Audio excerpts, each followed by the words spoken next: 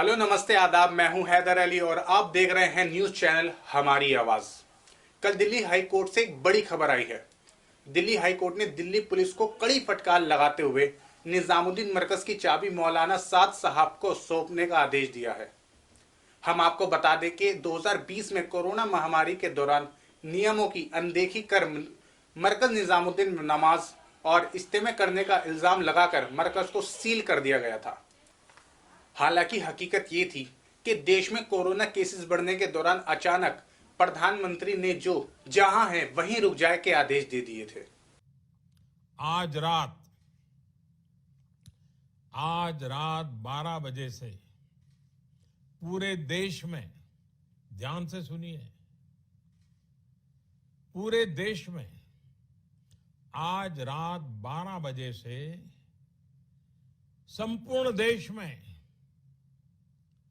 संपूर्ण लॉकडाउन होने जा रहा है। और इसलिए मेरी आपसे प्रार्थना है और मैं हाथ जोड़ के प्रार्थना करता हूं कि आप इस समय देश में जहां भी हैं वहीं रहें। इस आदेश के मुताबिक देश विदेश से आए हुए लोग जो मरकज में ठहरे हुए थे कहीं भी आ जा नहीं सकते थे। इसके अलावा देश भर में जहां जहां जमातें गई हुई थी वो भी अपने घर नहीं लौट सकती थी। इसके बाद गोदी मीडिया ने तबलीगी जमात के खिलाफ घिनौनी खबरें चलाना शुरू कर दी। रखने का हक है मेरा।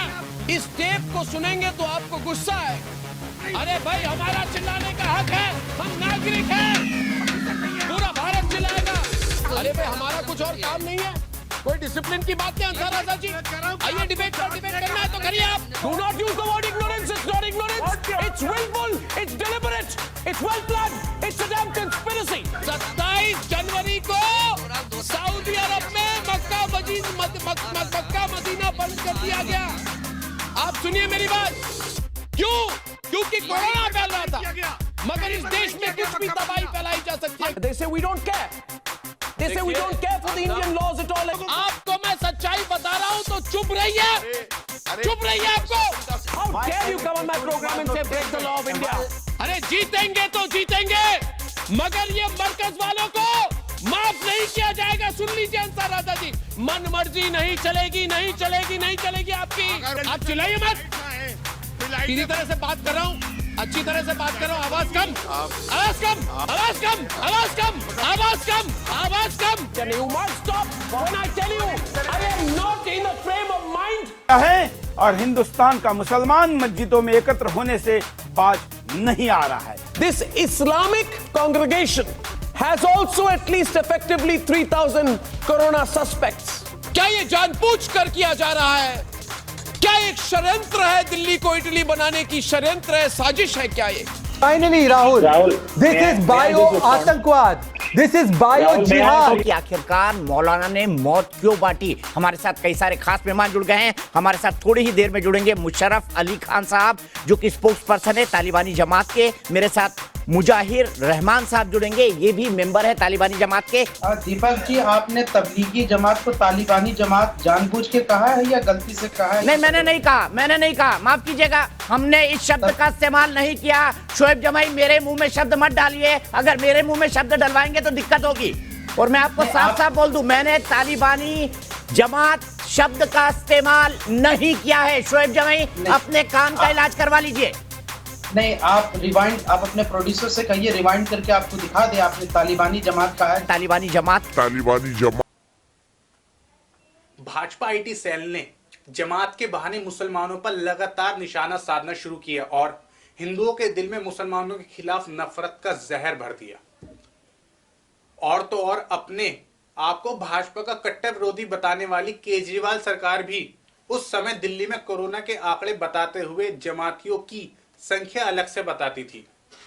कल दिल्ली में 503 केस थे और पिछले 24 घंटे में आज 523 केस हैं। तो पिछले 24 घंटे में 20 नए कोरोना के केस आए हैं। इन 20 में से 10 मरकज़ के हैं और बाकी 10 दूसरे हैं। तो 523 टोटल केस जो दिल्ली में हैं उसमें मरकज के 330 केस हैं। जो विदेशों से लौट के आए थे और विदेशों से कोरोना लेके आए थे, ऐसे 61 लोग हैं। दिल्ली उच्च न्यायालय ने इसी साल मार्च में मरकज की 5 मंजिलों पर नमाज पढ़ने की इजाजत दे दी थी। इसके अलावा मई के महीने में भी यानी रमजान के बाद आम लोगों को भी मरकज में आवाजाही की इजाजत हाई कोर्ट से मिल गई। हालांकि मरकज में बने हॉस्टल और मदरसे में जाने की इजाजत नहीं दी गई। सोमवार को दिल्ली हाई कोर्ट के जज जनाब जसमीत सिंह ने दिल्ली पुलिस को बड़ी फटकार लगाते हुए कहा कि आपको चाबी उसी व्यक्ति को सौंपनी होगी जिससे आपने ली थी। दिल्ली हाई कोर्ट के इस फैसले से लोगों में खुशी है और वो इसे इंसाफ की जीत बता रहे हैं। हमारा मानना है कि इस तरह के फैसलों से भारतीय न्याय व्यवस्था पर जनता का भरोसा मजबूत होगा और देश को नफरत के आधार पर तोड़ने वालों के नापाक मंसूबे नाकाम होंगे। अभी के लिए इतना ही। आप देखते रहिए न्यूज चैनल हमारी आवाज। और हाँ, आपसे गुजारिश है कि आप हमारी आवाज न्यूज चैनल के खास प्रोग्राम संडे स्पेशल और दिन और दुनिया को भी जरूर देखें। अब इजाजत।